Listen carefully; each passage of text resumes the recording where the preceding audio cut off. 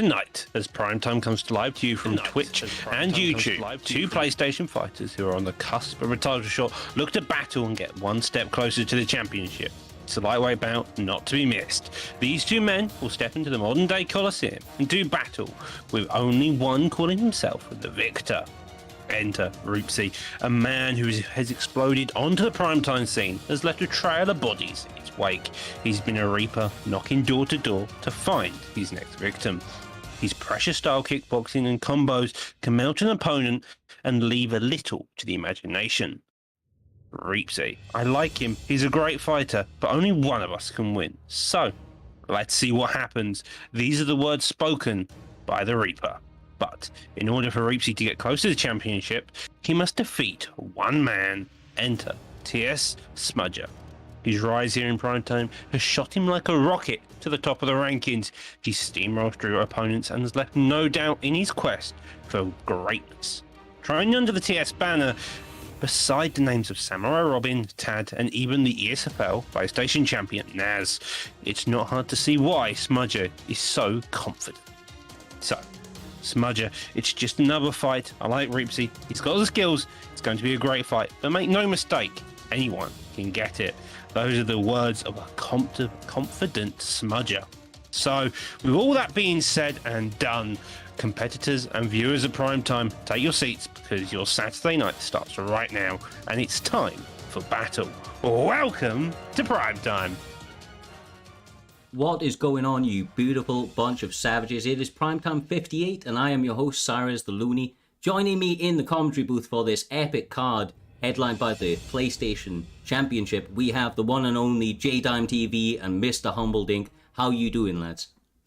I am doing absolutely fantastic. It's Primetime 58. It is your Saturday night, and we have got some banging fights as always, J-Dime. Amongst the card, as you know, there's some absolute fantastic ones. Give us some of your highlights of this card, J-Dime. Okay, so the fight I'm looking forward to, it's easy to say, the main event between Smudger and Roopsy. It's a vacant title right now. And Smudger, remember, even when he was with the BMF boys, they were like, Smudger's the next up.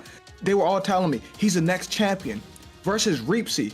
And Roopsy has been on a little bit of a run himself. So I want to see, will Smudger really live up to the hype, Humble? Yeah, definitely. And he's representing that TS camp as well. They have the likes of Samurai Robin, Tadpole, the ESFL champion in Naz as well. So a lot of good guys in that camp. And, that camp wants gold every single second of the way, Cyrus. It's going to be a fantastic fight. Yeah, 100%, man. And, there's a reason that all these guys have found themselves in this position on this Saturday event, especially in the main event. Like I said, those guys got a phenomenal record heading into that, and it makes for a beautiful, beautiful kind of a clash of styles, especially going into that PlayStation Championship. But honestly, there's a lot of fights that stand out throughout the night as a whole. Just a couple that really, really stand off the page to myself are TFA, the Pug, the owner of, obviously, TFA, and the one and only LW Lepo. Those two guys are straight savages on UFC 4, and I expect nothing but fireworks in that fight. And believe you me, they can do it all, Humble. They can do it all. And honestly, a little bit of a shout out underneath that is Sachimo going up against TFA, Art of War. Been a little while since we've seen Sachimo, and Art of War's been doing his thing, so nice to see these guys match up towards the early part. It's gonna be fireworks, bro.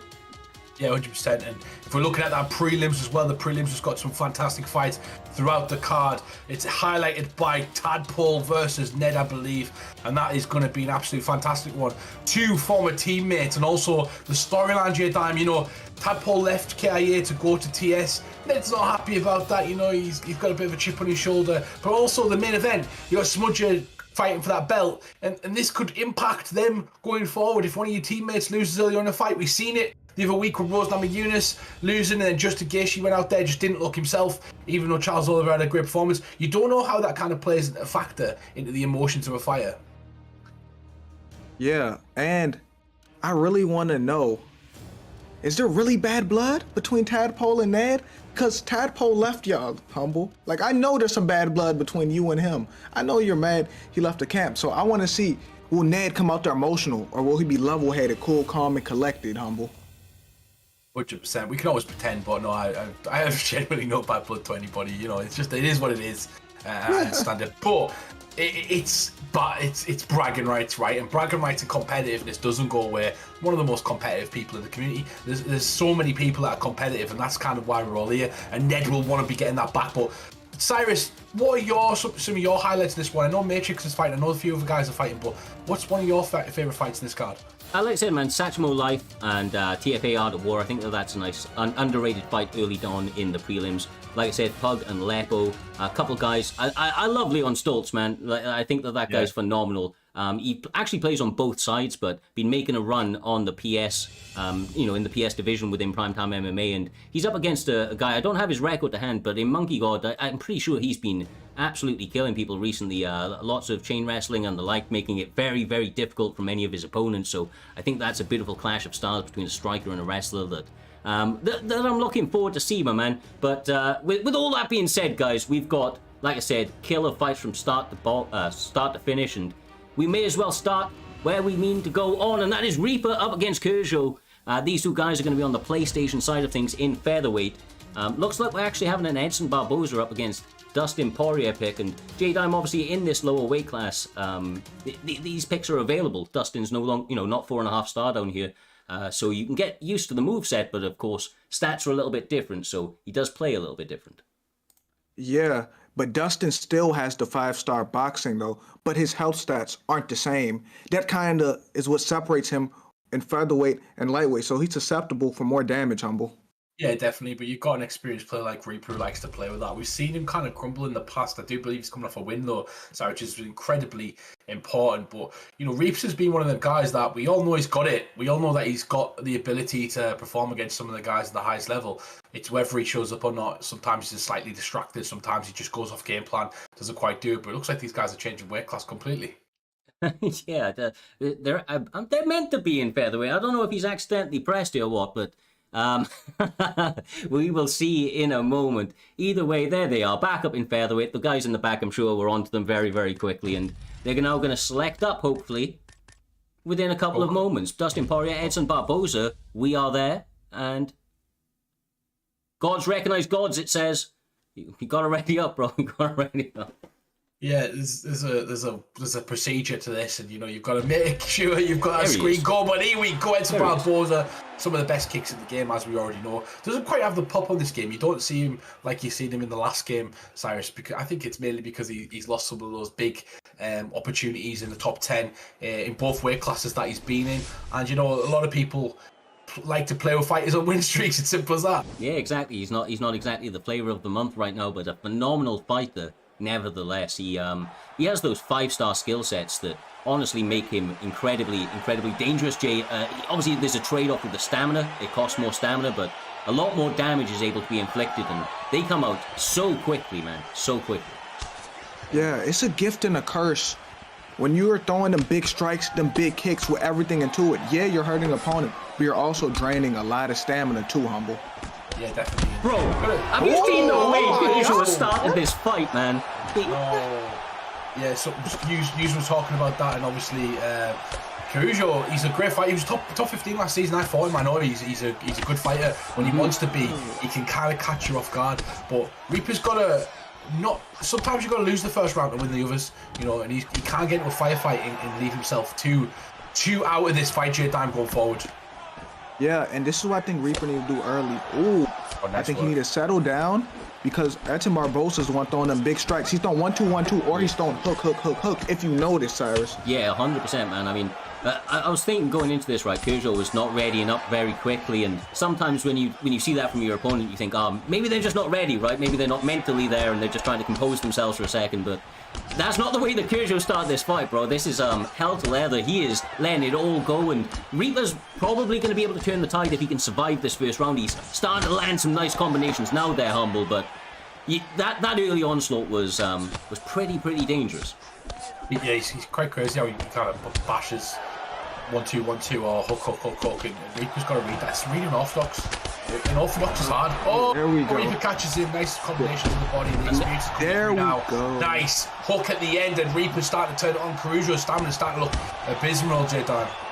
Yeah, and I knew it would because when you throwing him hook, those take up stamina. And all he has to do now is just break him down, be patient, and keep breaking him. Don't take. There we go. He pulled. He just didn't counter, Cyrus. Yeah, exactly. Nice. He gets a nice little slip off there again. And the body work, man. Reaper recognized the low stamina, recognized that his opponent was going 100%, and you know, he was a little bit reserved. He kind of got pushed onto, maybe by choice, but now he is opening up and looking for those massive openings to start to connect with the chin of Kyrgios here, Humble. Yeah, definitely. When your opponent's going to throw a 4-piece or 3-piece, and you know kind of what you're going to throw, you can bait in and out movement. You feints are there. You know that's where those tools come in to weapons. You're in your shots that are going to disrupt their combinations, the jab to the body, the teep, things like that. They're going to come into handy as well. And Reaper started realizing that, and you just can't get caught in the pocket with a 4-piece. Ooh, nice. That's a nice takedown right there. I don't think he had to take him down there. I think he just need to keep breaking his body down because his stamina is gone in the first round, Cyrus. Yeah, it's like I said, man, that opening minute 30 was craziness, kind of approaching this fight like a Vito Belfort, like he only had a round in him, right? But no, this is good work from Poirier, Humble, Jay. Quite genuinely. Other than that reversal, but obviously that was the last couple of seconds. He was looking really good towards the midway of that round because he just allowed his opponent to kind of spend themselves, weathered that storm, and started to chip away. Did it intelligently, didn't open up too early, and I feel that now he's in, the driving seat. He's got that momentum you always talk about, Jay.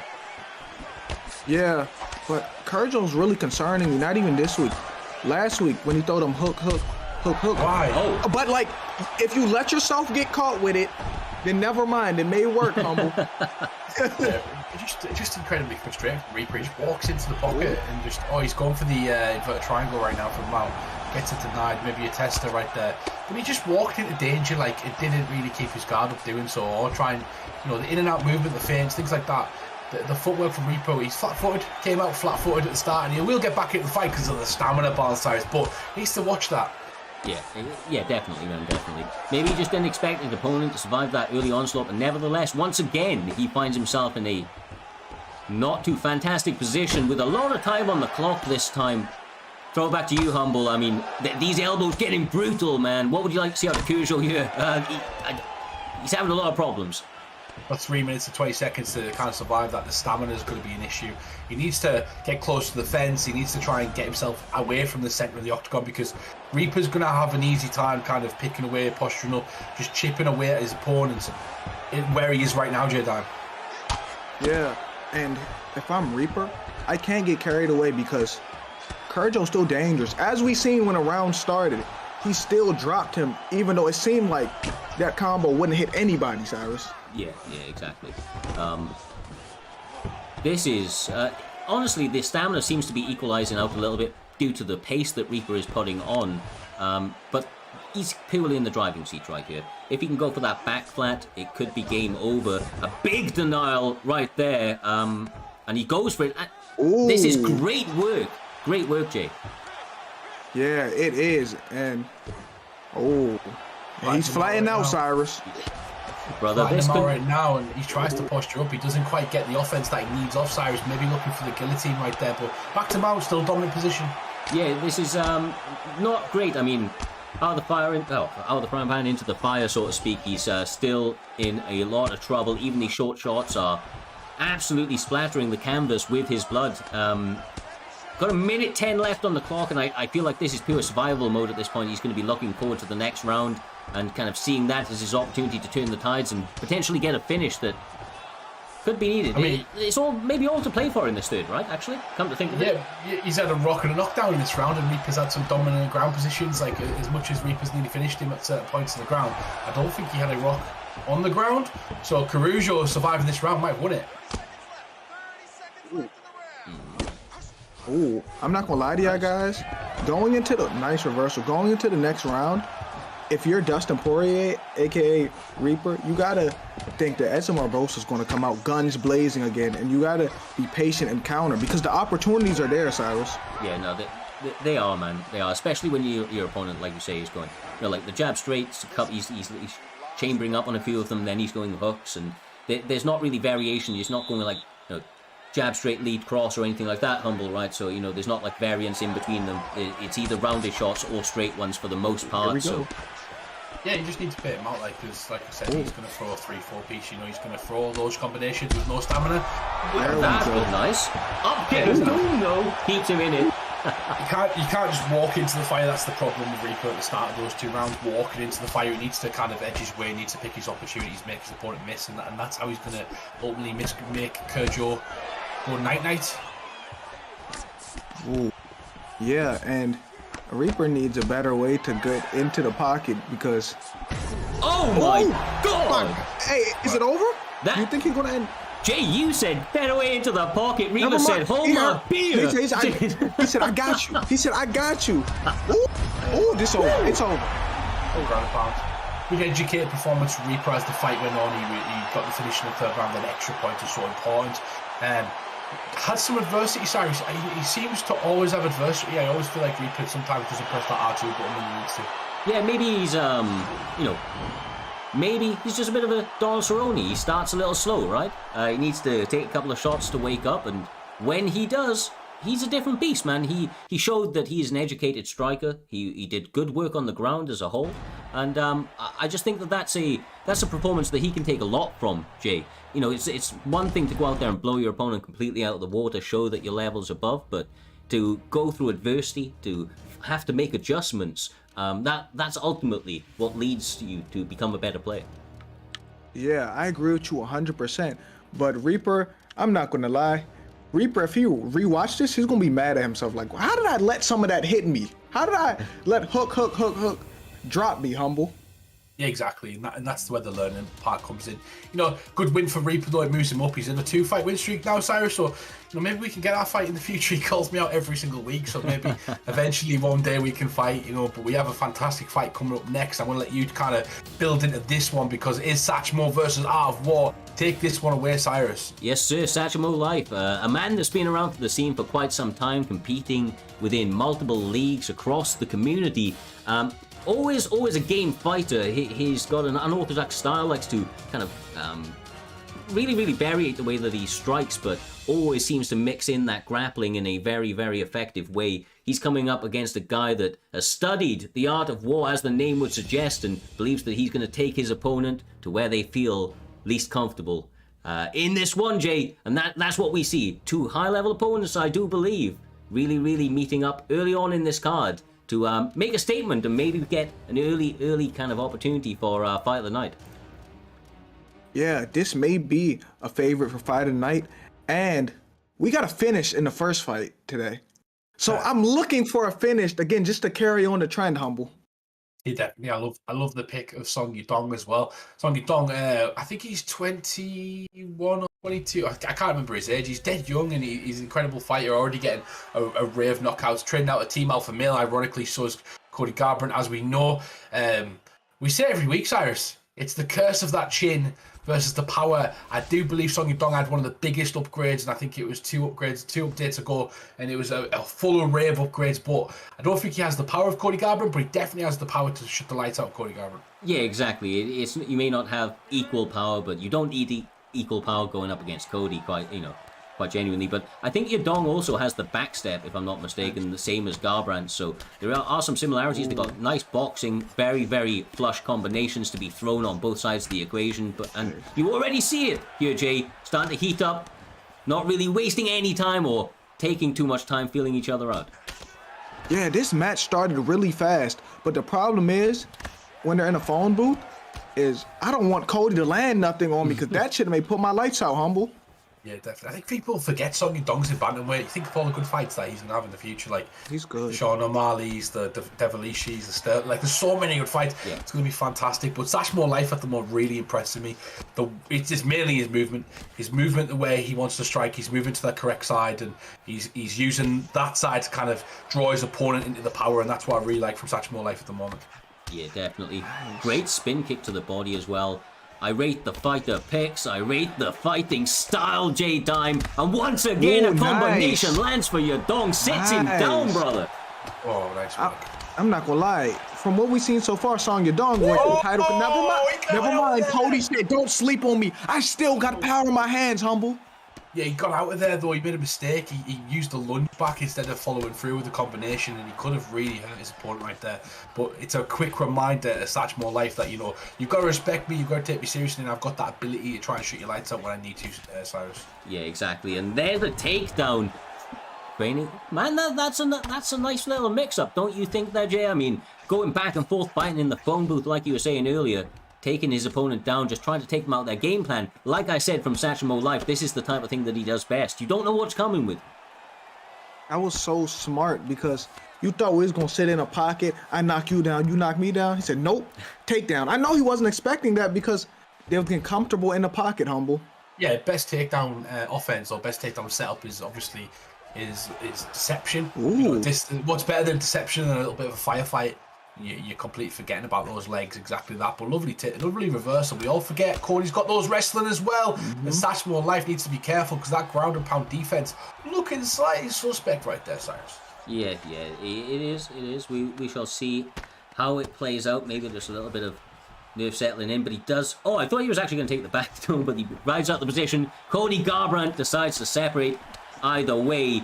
Eats a couple of shots on the block to change position, gets his opponent pressed up against the cage here, Jay, and the combinations were starting to fly, but Yadong answering back very nicely. Yeah, I'm glad he did because you don't want to be trapped in the corner versus someone with the power of Cody. So he did a great job fighting out the corner, Humble. Nice work right now. So Yadong on the outside, lands it straight down the middle right there. Cody Garbrandt using that head movement. Fires back with a 1-2.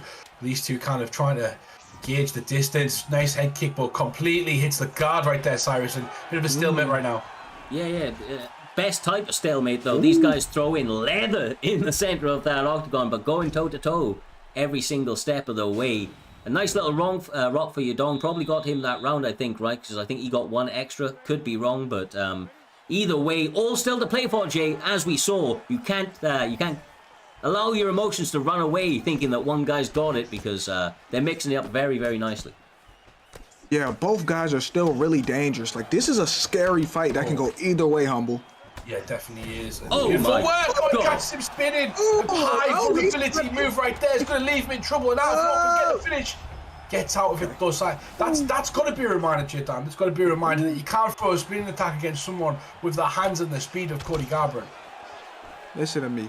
That'll humble you real quick. You thought you were on top of the world and you get dropped because you got carried away trying to do something like that? That'll humble you real quick, Cyrus. Oh my. Catches him with the lead upper, leaning in whilst Rock. He has his opponent in all sorts of trouble here, Humble. Pressing him very, very nicely. It definitely great shot selection from Satchmo Life. Usually when someone throws something like a 1-2 head kick or a left hook head kick, they're also going to duck the 1-2 head hook. So he follows up with that uppercut, beautiful work, and he catches him at the end of it, and it was a beautiful shot to kind of drop on his butt. Still pressing, using some head movement, trying to evade the straights and the leg, but eats a front kick. That was a nice front kick because if you notice, Song Yadong's having a little more trouble closing the distance, Humble. Oh my God! You are right. He may get put down. It's over. It's over. No, guys, it's over. It's over. 5, 4, 3, 2. It's over. It's over. Gets the win in the second round. Excellent win for Art of War. Gets a TKO knockout, Cyrus. Great little bit of a comeback, I believe. I think he might have been losing that first. I'm not quite sure. Yeah. Showed his character. And came through. I mean, you called it perfectly there, Jay. He was having some issues covering the distance. Gets caught bang on the money with that straight, perfectly timed. And, I mean, that's all she wrote. The follow-up shots were lovely, but almost unnecessary. The connection on that straight was phenomenal.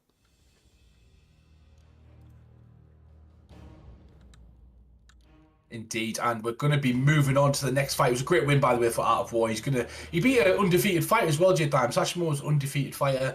Art of War now gets that extra win on his record. He's going to move up those weight divisions and move up the card essentially in the future. But next fight we have this evening is going to be I think we call him Jackson every single time, Cyrus. I'm not 100% sure. But They always call time. him Jason. It's Jackson, bro. It's It's Jackson. two X's. It's Jackson. I have no idea. Maybe you should tell us how to pronounce your name. No, like it's literally. I'm telling you, it's Honestly, Jackson. it's okay though. Well, go Jackson, whatever it is. But unfortunately, that man is not here this evening. So He fell either off a way, tree. yeah, he did. He fell off a tree. He fell up a tree, brother. As crazy as that might sound, records being broken left, right, and center in primetime MMA. But nevertheless, GK the Truth has stepped forward, and he is taking on LW Gemini in the stay of Jackson. This one's still fighting at welterweight, I do believe, and either way, Humble, gonna be one hell of a fight, brother. Yeah, 100%. And what better time as well to point out our rules in the prelims. You know, we have these 4-star fighters for a reason, Cyrus. You get to pick a 4-star fighter in the prelims. As you move up to the main card, the stars open up. You can kind of pick whoever you want. But obviously, a nice little concept of primetime is the ban. You get to ban a fighter, so if you do some research on the people you actually pick, you can kind of ban fighters who they like, etc. Bit of showmanship, a bit of games going on, you know, sometimes, and it's sometimes nice to see in these weight classes, Cyrus. Yeah, 100%, man. Like the obviously the top-rated fighter gets to pick first, so the lower-rated fighter gets that ban, maybe to take out some of the more meta picks, right? From the 4-star side of things or the 5-star side of things, and of course, I don't know if we mentioned, but no mirror matches, which is freaking beautiful. But with all that being said, I think that we're about time. No mirror matches, as you see. Interesting picks as always. It appears that we're going to see Jorge Masvidal up against the one and only Anthony Showtime Pettis. So these guys, man, these guys going to be throwing down any second, hopefully. 100%, and a good time as well to mention our new emotes in the chat, Cyrus, that we spent all night making last night. Fantastic emotes. You can join us if you are a subscriber. You do get some of those emotes. You get some for free as well. Not a lot, but you get some of them. The best way to support our channel, guys, is by hitting that host button, sharing us, helping us get more people. The reach is the most important part for us. But if you do like what you see here, just stick along for the ride and enjoy the show, because every time we have these events on J Diamond, there's a prime time guarantee. It's been fight after fight after fight, and they've all been fantastic so far. I'm not gonna lie, Humble. That was good. You may have a future at this. That was good. I like that. God. Hey, Jesus.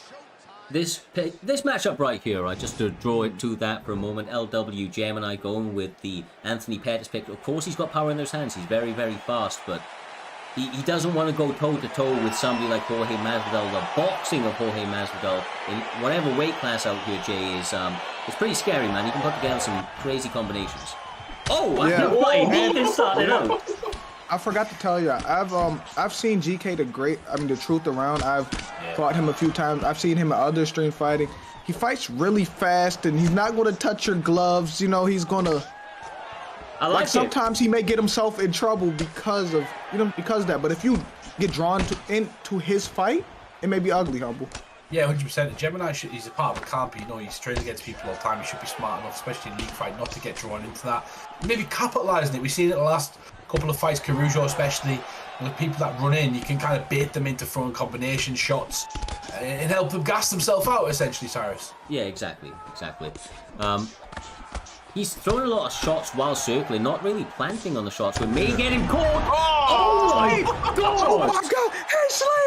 He's asleep! Night. It's over. He is asleep. Oh my gosh! Anthony Pettis just put him out of commission. He just took his chain off his neck. That was nasty. Oh my goodness! He just put that boy. Oh my God! What a call, Cyrus as well. Oh my God! He gave him a haircut with that. Talking about the circling, beautiful work from Cyrus there. Just talking about the circling and not really planting his feet. And one of the things planting your feet does as well, it stops you being vulnerable with your defense as you move into the side, you're walking into shots. And that's exactly what he did right there. He walked into a shot with his guard down while throwing a shot. And Cyrus put it out perfectly, his opponent seen it perfectly, and that's the outcome. I mean, that may be the... You couldn't have executed better in that moment. Some people are going to be hating on it, right? Some people are going to be saying, that's a little lucky. That was a flash knockout early in the fight. Fuck all that noise. He timed that with precision, Jay. That was a beautiful, beautiful spin kick. Caught his opponent flushly, and I mean, he got in, got out, and looked fucking fantastic doing so, man. Bro, that was nasty. That was a nasty knockout. And that knockout made me real confident about this card. Because if something like that can happen, that means the rest of this card is going to be nothing but fireworks, Humble. Yeah, 100%. And you know what? Like, 3 fights down already. We're already starting to get into the nitty gritty. There's been 3 fast finishes, well, 3 great finishes, and essentially that's going to lead us on to the next fight, which is going to be, if it's the cards to say the correct, Cyrus, it's Slick versus Gold, which is a fantastic fight in its own right. Yes, exactly right, brother. That fight is going ahead as advertised. BFAP's very own Slick Colt, training with the best, been around the scene since day dot. Literally one of the OGs of this promotion. He is back with a vengeance, trying to make a bit of a run, and he's up against the Golden Kid, who's got hands for days and thinks that he's about to push back on the old guard that's trying to make a rally in UFC 4. 100%. You know, when you've had a couple of fights in prime time, you're around the 30 mark, you know, you're 2-1 as Slick is at the moment. You want to get that 3-1, you get that 4-1, 5-1, push yourself into that top echelon. And he's going to have to do that today by beating someone very similar ranked to him in Gold. And Gold's a veteran of this season, especially with 12 fights in his resume. A bit like Jorge Masvidal. You know, he's an old veteran and he's a good striker, and you're going to have to try and get past that if you're Slick. Exactly right, brother. Exactly right. But that's the thing about Slick Colt is, once again, as the moniker suggests, he is built for ankle picking. So, you know, it's hard for your opponent to box you when this guy can shoot at your ankle from across that octagon, Jay, and dump you on your head. So he's got to be really, really cautious of the grappling, I suppose, is my point. And that sometimes opens up the striking of a grappler because their opponents are so concerned about that takedown. Yeah, but there's another side of that, too. Jorge Masvidal may have a knee for him. Ask Ben Askren what happened when someone shot on him, Humble. It's different though when you're BJ Penn. BJ Penn's takedowns conservatively come from a jiu-jitsu sort of base. It's usually like a clinch, maybe a crash together, some sort of, barely any wrestling's my point. And, you know, you've got to duck your head to wrestle and stuff like that, whereas BJ Penn's going to try and close the distance with the boxing. I'd presume, Cyrus, work his way in and eventually go for a takedown when he's up close and personal. He uses the push very well. He uses all of the mechanics of the game. Excellent. He's got him hurt. He said, fuck the boxing of Jorge Masvidal. You've got to remember the prodigy himself. Does miss a couple of shots and gets pressured very nicely by Golden Kid, and he just has to be careful not to overextend, I feel. Yeah, definitely. You've got to be careful when you're pushing the arm out there that you don't get caught at the end of a second as 2-piece combo, 3-piece combo as they've already started to throw. But one of the things I do like about the push is when they plant the feet and you push them, they have to reset themselves or move. You know, it's a good opportunity. And when they move and they're close to the fence, you've got a good opportunity to push them against it. So I like what Slick's doing here. Yeah, lovely whip. Right hand landing flush. Almost gets the pull elbow, does Golden Kid, but actually pulls it. He needs to start letting those weapons go, Jay. Yeah, they're in the phone booth. I never thought BJ Penn versus Jorge would be an in the phone booth match between BJ Penn boxing and Jorge Masvidal boxing, Humble. Yeah, they're both kind of leading with like a hook and uppercut each, though, so they've got to be careful because I've seen some of them nice time takedown. Turns it towards the camera and he gets the takedown into side control. Masvidal is close to the fence, though, Cyrus. That might help him out if he can kind of get to sprawl position, but looks like he's going to get mounted. Yeah, no, back flat, come in. And this is a dangerous spot to be. The ground and pound. Stamina may be running out. It's going to allow him up, but nevertheless, still in a dangerous spot. With 2 minutes 10 to work, Jay, I'm sure you've been in this position, much like I have, brother. It's not nice to be underneath such a dominant grappler with a lot of time on the clock. Yeah, it's not nice. And like you said, there's so much time left to work. So there's so much he could do right now. He don't got to panic because there's no time left, Humble. There's a lot he could do right now. Yeah, he's building his grappling advantage really nicely right there. Taking his time. You know, someone like Spooky in the chat will be appreciative of that. There's a lot of grappling guys who kind of know how to build that. And he takes some damage right there, Golden does. He's not going to be looking golden after this, Cyrus. He's going to look bruised and bad if he keeps taking these shots. And this is what Slick does, man. This is what he does. He tunes them up on the feet, makes them think he's going to duke it out. Then he'll take you down, make your, make a bad night into a worse one. And look at the strikes that are incoming on Jorge Masvidal, trying to do all he can to, deflect some of those shots, to keep some of that damage off him, Jay. But this is tough at this stage. These shots coming thick and fast. Yeah, this is tough. He was gold before this match. He's about to turn him bronze soon. If he don't get up right here, Humble. Yeah, definitely indeed. He's already beaten up and bruised. You can see the nose swelling up around there. That's going to affect the eyesight. And he's going to get up right now, and he's got to be careful. But Mohamed Masvidal looking like a victim of abuse. He does not look good going back to that corner, and I'll be surprised if they let him come back out, Cyrus. Yeah, for certain. If throwing in the towel was an option. But then again, look, we say this. Every single round starts standing. That's where Golden Kid wants to be. Now he just has the added issue of the fact that he's down in terms of damage, I would imagine. I mean, that was an onslaught from Slick Colt. No touch of gloves, and he's back at it. That damage is actually pretty bad at this stage, Jay. Oh, leg kickers now. Yeah, but this is a new round. Jorge has a chance. And he has some stamina too, Cyrus. Yeah, no, he does. He if he can maybe just survive. It's all about that damage mitigation at this stage. And Humble stopping that takedown. Never mind. Who needs a takedown? Best takedown in the game. That right hand, brother. I was about to say the same thing. The takedown comes past. The ground and pound starts to slap him left and right, and Masvidal looking like a fish out of water at the moment. As you know, Slick Colt really showing his skills, really showing his veteran savvy in this fight so far. Oh, he don't want to be here. I'm not going to lie to you. We're back to where we were round one. This is horrible for Jorge right now, Cyrus. Yeah, this is not great, and there's more time on the clock. There was 2 minutes 10 last time, 3 minutes 25 this time, Humble. And once again, with Slick Colt's on top of you, normally it only gets back to the feet if he wants it to. You gotta be more proactive if you're Golden. He's kind of punching away on the bottom. Use your bloody transitions. You've got more stamina. Get to your sprawl position. Get to the positions. You're close to the fence as well. You're just kind of waiting at the moment, and the transitions he's going for are very obvious. You've got to get to that sprawl. Get to your knees. Like, give yourself an opportunity to get up like he has right now. Oh no. Oh, he got it. That's something. No. Less bad than it was a moment ago, but never mind. He's making Half God a terrible spot to BJ down. He thought he was safe, but he was not. Yeah, the problem is, I don't think he's about to get up anytime soon. And, even if he's not taking much damage, he's losing the round for him just being on top of him. So he got to find a way back to his feet, Humble. He's getting squeezed now. He's connected his hands. He's going to try and tighten that out. He's going to try and get his knee on the belly and past half guard into side control so he can give that squeeze, but gives it up, Cyrus, because he was going to get guarded again there. Very intelligent from Slick Colt.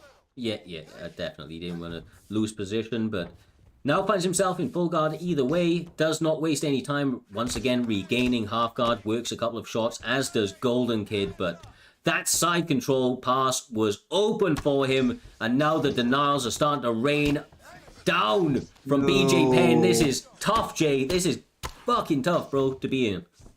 Yeah, this is looking ugly. If he just keeps him in side control, he's about to look like a victim, bro. This match may end soon, and if it doesn't, he's going to go in really damaged going to the third round, Humble. Yeah, thank you to Black Love 20 as well for the biddies in the chat.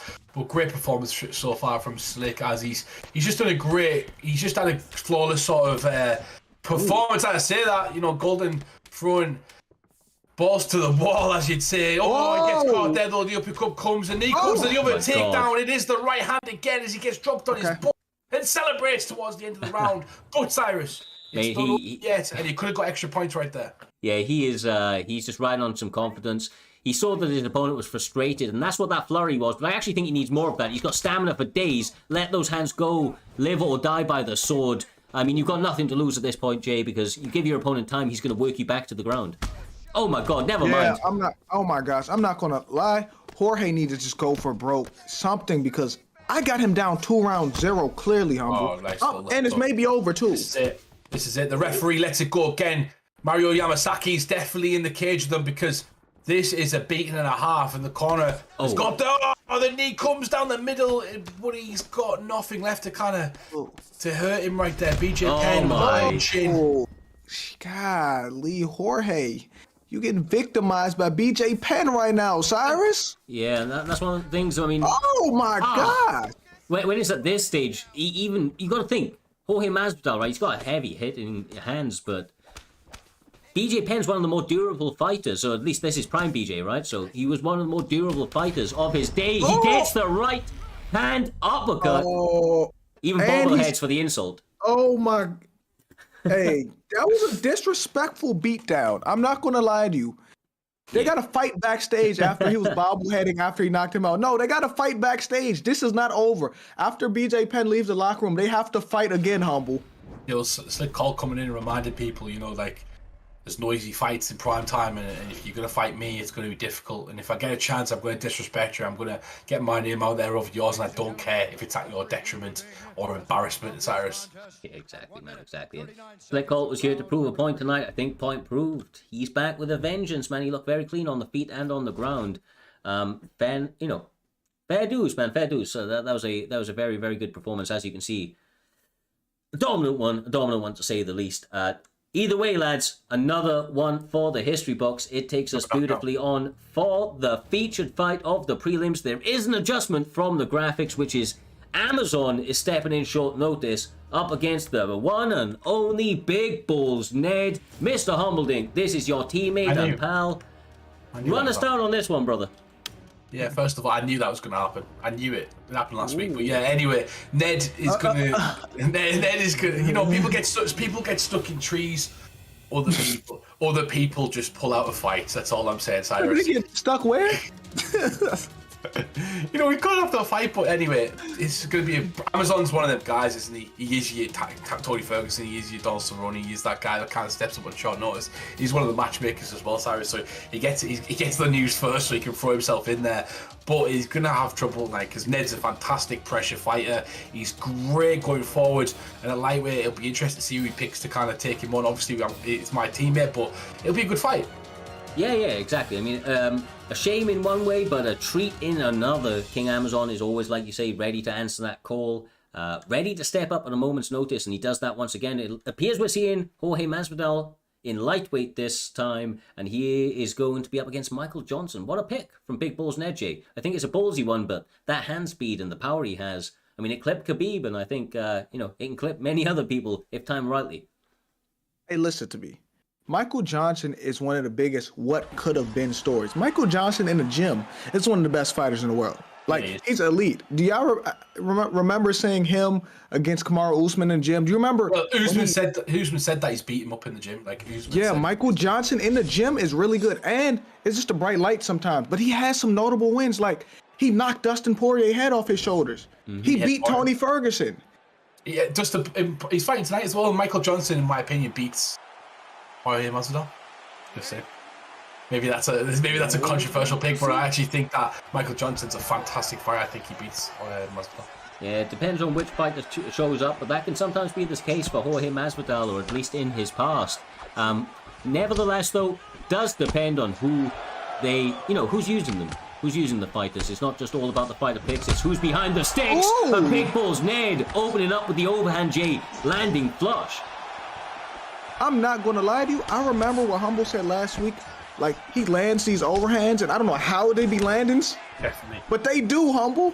He's one of the best at setting them up, and I think studying Ned quite a bit and playing quite a bit, he sets them up with certain combinations, certain movements that he throws. You can see it right there. He throws it straight down the middle. So there's certain things he does that makes you go into position for those overhands, and he always catches me with them. So nice one from Amazon. They're coming back with his own. Oh, there it is. Lands it straight down the middle. Nice work from Ned. Okay, Michael Johnson. What's his nickname? The Menace? The Menace, brother. That's Michael the Menace Johnson. He looking real elite right now, Cyrus. He is. Takes the back, showing that he can do it on the mat as well as on the feet. I mean, that's a way to mix it up. You're already tested your opponent up there. You're feeling confident. Why not take them down? Show them that you're truly elite. Already got the back humble. Doesn't get the flattening out, though, but still a terrible spot for King Amazon. Yeah, he's fantastic on the floor as well, man. He trains with the best. Like, these guys, people like Million, who was fighting last night, people all over who are all over the esports scene at the top. These are the guys you train against each day, and you've got to be good on the floor. You haven't got an option. Ooh. Man, Michael Johnson's looking good, man. He's looking like he is what we all thought he would be right now, Cyrus. Yeah, he's doing it all. He is mixing it up very, very nicely. Not able to keep him down in this spot, and there's a lot of time in this round. If Jorge is able to get some separation, he can maybe look to implement some of his boxing, but it looks like Big Balls Ned is all over him, continually fishing for that back and getting the back drag. This is a terrible spot for him, Humble. Really smart as well from Ned. How many times you see a fight where you think you're in a fight, as we saw earlier on, and all of a sudden you get clipped back and then the fight goes in their favour, etc. It's really neutralising your opponent and taking them out of their comfort zone by keeping these dominant positions and keeping that string of good beating the fight being in your favour essentially. He's got no stamina. Oh wait, neither of them have. Neither of them have. It looks like he's gonna get out the armbar. He should let go of the armbar, Cyrus. Yeah, it's going to be nice and easy to escape. Both guys out of stamina. Yeah, definitely should have. I thought he was going to get reversed then. That was the final stage, though. Any more, he would have been gone. But one denial if he can, right? One denial if he can, and then he may be in for an easy submission. But there's ground and pound stacking up. God damn. Seems like he's been here forever. It seems like Michael Johnson learned from what Khabib did to him, Humble. Yeah, he's doing a great job at the moment. Nice. Ned's really putting on Stimmen right now. Tries to finish his opponent. He's not trying to let this go past that first round. I'm telling you now, Ned is not one of the people. This is what I love about the guys in our team. They're trying to finish you at all stages of the fight, and that's really important, Cyrus. Them extra points move you from, say, 17 to 10, and that's what we want to see with these fighters. Yeah, early finishes, highlighted, submissions, KOs, does not matter. Get the job done and get it early, and you will reap the rewards here, J-Dime. And it looks like King Amazon's trying to answer back up against Big Balls Ned. They had a difficult first round, man, both on the feet and on the mat, but now he's trying to get something going, brother. Yeah, he's coming back with a never mind. I was about to say he was coming back with a vengeance, but Michael Johnson is not having none of that right now, Humble. Nice. He caught him right there as he whiffs the head kick. And King Amazon, with all his efforts right now, is doing really well at the start of the round, catching Michael Johnson. He kind of gets rocked early, and you can see Ned looking for a setup right at the moment, but not quite catching it yet, Cyrus. Yeah, not quite trying to go for it. He's doing a good job of starting to utilize that jab, making Johnson sorry. Oh my God! I knew it! Oh my gosh! I knew it! Because I was like, he's not going to throw the head kick from that far unless he was going to do something like that. I knew it! Oh my gosh! Oh, Ned, beautiful combination. One of my favourites. There's the overhand, and it's beautifully set up. I will say that it's a nice shot from Ned. I do like that Amazon's kind of switching the fight back up, but Ned using his veteran savvy again. He's been a long rep in this league, Cyrus, because this is very smart. Yeah, that was lovely, man. That was absolutely lovely. Stops it, goes for it. Is he going to get himself up against the cage? He does. Using a lot of stamina to do so, though. Riding out these positions, doing very well, and attacking the body straight away. Excellent work from She Loves Tokyo. Big Bull Nade with the hook here, J-Dime. That was perfect. Hey, listen to me. I thought that was gonna put him out. It really should have just put him out just now when he got past that knee and threw that hook. It should have. Oh, is this over? Ooh, Humble, I thought.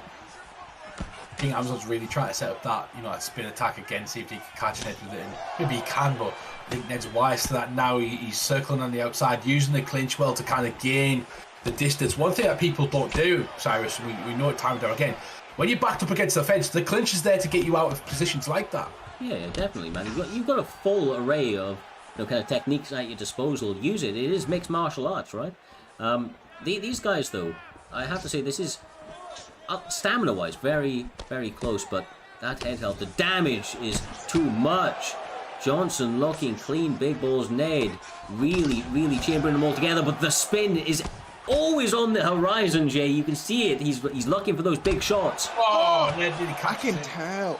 Because, like, Jorge's getting desperate right now. He's throwing it. Yep. My. Oh, this match is over. Oh, never mind. He's about to show him mercy. Listen to me. This can mentally kill someone. Because he could have ended that. And I feel like he's not going to go for the finish. He's going to try to drain him mentally, Cyrus. I mean, I think that's already occurring. Like you said a moment ago, I think a lot of the kind of output right now, Humble, is frustration from Amazon because he's got no stamina, he's got no head health. I mean, his tools have kind of been taken away. Yeah, definitely, but at the same time, the frustration from Amazon, throwing that kick right there, it's caused frustration in Ned as well, because Ned had an opportunity right there to jump and finish the fight, and Ned, out of character, decided to taunt, which is give Amazon a lifeline if he needs it. So if If Amazon lands in this round, it's because he's frustrated Ned with certain shots he's thrown, and Ned needs to be careful because as much of a performance he's putting on, Amazon's got that ability. Oh, nice. Yeah, he's still dangerous. That's the thing. Even though it seems like he's been getting his ass beat to bloody pulp, he is still dangerous, Cyrus.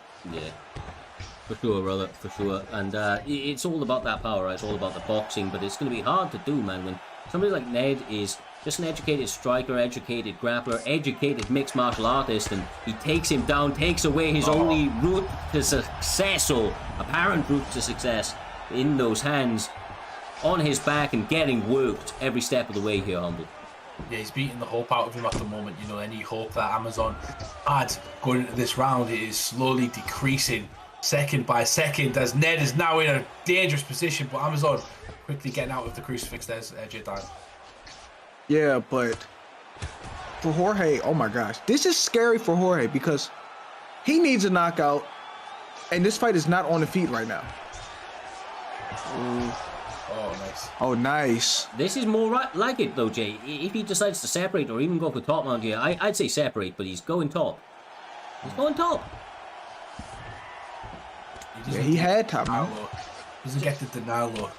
And now he's going for the finish, and he goes for the punch. Let's go for the big shots on Ned, and Ned is blocking some of them, but Ned's going for he's going for the other position. This is a kind of a back and forth. I feel like Ned should have finished that fight in the second, Cyrus. I really do. I think it's a missed opportunity for Ned right there. Yeah, for sure, for sure.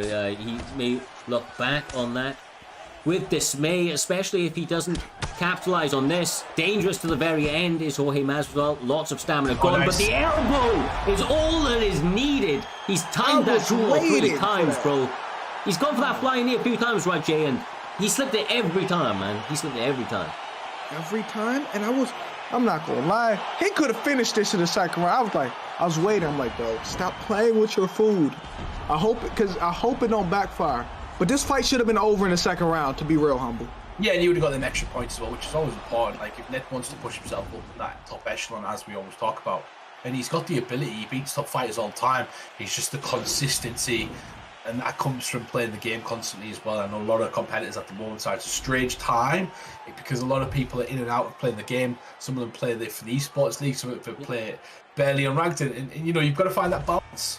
Yeah, you've definitely got to find that balance, man, because some people overplay, right? Some people don't have the time to play, and you know, ultimately it's about getting that work in when you can and training with good guys, man. I feel like that goes a long way, making sure that you are, you know, kind of, like I said, iron sharpens iron. Train with some of the better guys. I'm chilling in your streams more often than not there, Jay Diamond. I know that you like to talk about it quite a lot, putting yourself in those positions to fight the upper echelon within the community and, you know, kind of really test yourself, look to make improvements, and really kind of assess where you're at and what you need to do. Yeah, that's what it's all about, because you may get your ass whooped in sparring all the time, but that helps you get better, and people that's willing, and a lot of top players are willing to help you get better. They'll spar with you because you need that. If you're the best, if you're winning every match in sparring you've ever played, you're not playing no one good, because you need people to actually test you, Humble. Yeah, definitely. That's the key. You need people to test you, you know, every single time. You go in there. You can't just have easy fights. Easy fights you don't learn anything from easy fights apart from You build ego. Yeah, you build ego. Exactly. Ego can be taken down in seconds. But speaking of that, our main card is upon us. Our Primetime 58. I believe we've had a finish in every single fight on that prelims. And if it's anything to go by, Cyrus, I think every Saturday that we've had so far has been fantastic, and we have some fantastic fights in front of us this evening. Yeah, honestly, I don't expect anything less, man. It was coined a long time ago.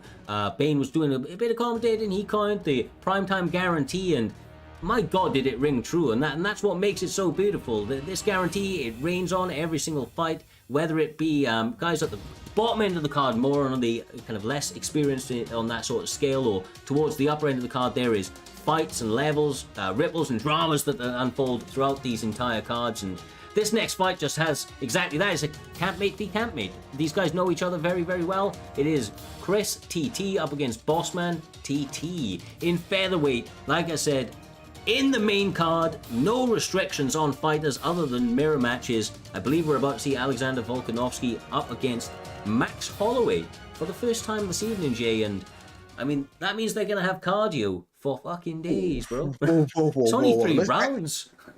Hey, listen to me. I know I say all the time that sparring, you know what I'm saying, sparring. But that's a lot of games played. They're very familiar with each other, Humble. Oh, 100%. And you can see the prediction lines are going to go to, as they already started to edge towards the boss man. So you want to make some money on Chris, guys. You know, if he's beat him 1 out of 3 times, there's going to be a good chance you're going to make some money, especially when those betting lines, 1 to 5 or 1 to 6, you can get them bets on. But it'll be interesting. One of the things that I know when I play my teammates is there's a difference when you play in live events than you do when you're playing as spars. Sometimes you don't jump, sometimes you only do stand up. You know, you've got to mix it up, and we'll see how these guys go, because this can make or break friendships. So we'll see how tightly these guys bond this with each other, Cyrus. Yeah, exactly right. Friendships may be tested, touch the gloves to start them out. Definitely respect being shown early on. Will that continue through the fight? Only time will tell here, Jay Dime, but they are starting out quickly, popping a lot of jabs in each other's face. Maybe just trying to let each other know that they're ready to start unloading some combinations. Oh! Yeah. Oh, that's nice knee. And this is the fight to make in real life. The third fight. This is the one right here that I'm looking forward to, Humble. It's already been made, so it's going to be fantastic when them two actually do fight each other. But yeah, you're right. The Volkanovski wins that, he's going to be one of the greatest of all time, especially if he wins it decisively. But Max Holloway coming back with a vengeance, gets a takedown in this fight right now. And these two with a very similar record, well, it's the exact same record they have with each other, one position between them in the rankings, and they're going to be trying to elevate off each other's name tonight, Cyrus. Yeah, I mean, so far, so good for Boss Man. He's landing some good combinations. He's keeping CR very, very honest in this early going. Got to remember that Volkanovski has power in those hands, though, and that's not something that Max Holloway necessarily has. He's death by 1,000 cuts, so that one hit a quitter. Gotta be mindful of it there, Jay. Yeah, because both of them have cardio, but the difference is Volk has a lot more power in his hands, Humble. Yeah, he definitely does. But Max Holloway can string them together. I think Volkanovski is one of my favourite characters on this game. He's so durable. His recovery in between rounds is one of the biggest key. He's one of them guys who can take a beating, and if you and him have the similar sort of beating in that round, he's going to recover faster than you are, Cyrus. So you've got to be careful of that as well. But interesting game plan so far from Bossman to get those takedowns. Yeah, I mean, you'd think, right, that it would be the Volkanovski if there was any shots being taken, but Max Holloway doing it well, getting him down, working him on the ground. Maybe he just, because of those spars, maybe he feels that he has the advantage here, and he's capitalizing on it, Jay, and that seems to be apparent here. He's looking really good. It seems like he has an advantage in these spots, and he's doing a really good job of capitalizing on this time. Yeah, and when you say you wouldn't think that Max would be the one who was taking him down, let's not forget, he was taking Yair Rodriguez down. He had to rely on some of his wrestling against Yair, Cyrus. That's true. That is true. That is true. I like that. Veteran savvy Max Holloway, using that. As he gets older, he needs to use some of that. Conor McGregor did it to him, if we do not remember, Cyrus. So, these guys, sometimes they talk, but you have to win fights the majority of the time. Exactly, man, exactly. Lovely front kick. That shot definitely landed with a bit of a vengeance, but the combination's now starting to come through for Volkanovski. If he can continue to pepper the block of Max Holloway, then connect with the chin, he can start to wear his opponent down. Like we mentioned earlier, Jay, that power is a big changing factor in this fight, but he needs to be landing at a certain clip. Otherwise, Max Holloway's just going to run away with it with these flurries that he's putting on. Yeah, Max had a great round. That was a Max Holloway round, but it was close, but Max had the grappling advantage that round. But I would like to see him go to Volk body, because Volk has less stamina than him, Humble. He seems to walk into the pocket without a combination. He gets caught right there for it. Bossman gets dropped. This could be a big problem right now for Bossman. He needs to defend. He's got his opponent back towards the fence. Lets him off right there. Do not understand that separation, Cyrus, because he had his opponent really hurt, and he backs away, and they are valuable seconds. Yeah, definitely. And now he's had the opportunity to recover. This fight's almost back to reset, and that's one thing that Volkanovski now has to be careful of, not to continue like he's, like his opponent's still rocked, because he's not. Holloway recovers quickly, and he's got a chin for days here, Jay. He's not going out, He's not going out without a fight, man. He's definitely not going out without a fight. Yeah, you're correct about Max's chin, because Max has never been dropped by a punch. And I think he has the most absorbed strikes too, which is so crazy to think about. He's getting rocked right now as Volkanovski tries to finish him. The new bald Volkanovski. I wish they'd put him in the game. You know, he looks like a rugby player as well. But Volkanovski gets taken down again, and Bossman looking like he's scrambling right now, Cyrus. Yes, sir. And honestly, I think this was a needed takedown, though. I do think that he was having a lot of adversity in terms of the strikes that were starting to connect from Volkanovski. We were talking about that power, and that was becoming evident over the course of that round. But now he finds him back on the mat, and we saw in the last round he was pretty dominant when he got into these positions, Jay. So looking to be calm, calculated, patient as he approaches the next 2-minute 20, and stacked up some of those goddamn elbows from this side saddle. Yeah, it seems that Max has the advantage when it touches the ground. But like you said, I think he needed that because it looked like it was Volk round this round. He started to build up momentum, and that's how you slow it down, Humble. Yeah, you change it up, you know, it makes them think about the takedowns as well. He's walking in the pocket again without a jab. Absolutely insane to me that how he enters the pocket, Bossman, because he doesn't use a strike to sometimes enter.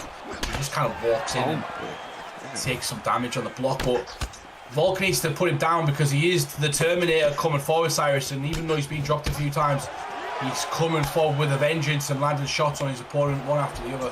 Yeah, trying all he can, man. Looking for any opportunity to land big damage. You can see the chin of Bossman is compromised, but the same can be said about Volkanovski anytime that Holloway is able to connect, but he has to go back to going first, Jay. When he goes first, he's doing fantastic, but...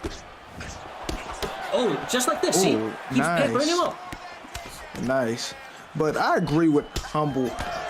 A lot of times he should have been throwing a jab to get in. Oh my God. And I'm not gonna lie, Volk made...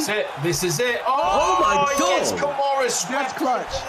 That is clutch. Oh my gosh, that was clutch. He needed that. That was absolutely detrimental. And now the tables are turning. But like I said, he's not working his way into the pocket, J-Dime, as you were about to explain. Yeah, I'm not gonna lie, it's a little frustrating because he was basically walking in with no setups, just catching some shots on the glove, getting hit in the face one time, then swinging. Like, I don't like that, Humble. Yeah, if you're Max, you've got to use your reach. Volkanovski's got a distinct reach, a disadvantage. And that's why, in real life, he uses a lot of kicks. No, wrong. You're wrong. Okay, I'm wrong. But he looks like a short guy anyway. Volk is shorter than Volk has a longer reach than Max Holloway. It's crazy, though. He's got a really long reach for somebody that's so short. It's one of the most standout stats of him. But landing very, very nicely there. Forces the takedown out of Bossman. But he doesn't need it. The clip with the hands. Combinations for days from Max Holloway. It's over. It is over, guys. Oh my God. It is time to pack up our bags, guys. It is over. Nice win, and like I said at the start of that fight, if you put the money on the underdog, you were going to be rewarded. The guy gets the win, and great performance. Like I said, Bossman looked to really struggle. He looked like the takedowns were almost to stop the pressure, Cyrus, and not kind of to do some damage, and eventually Volkanovski gets him out of there. Yeah, no, for sure, man. When he was able to weather that early storm, the speed, and Max Holloway started to get chipped away due to the damage that Volkanovski is able to get when he does land. I mean, one of his punches, one of his hooks is equivalent to Holloway's threes on occasion. So, yeah, I mean, that was a beautiful job by Volkanovski. MCR, I don't know what his name was. What was his name on the thing now? Sorry, I keep saying calling him by this. It's Chris. It's Chris, man. Why do I keep calling it?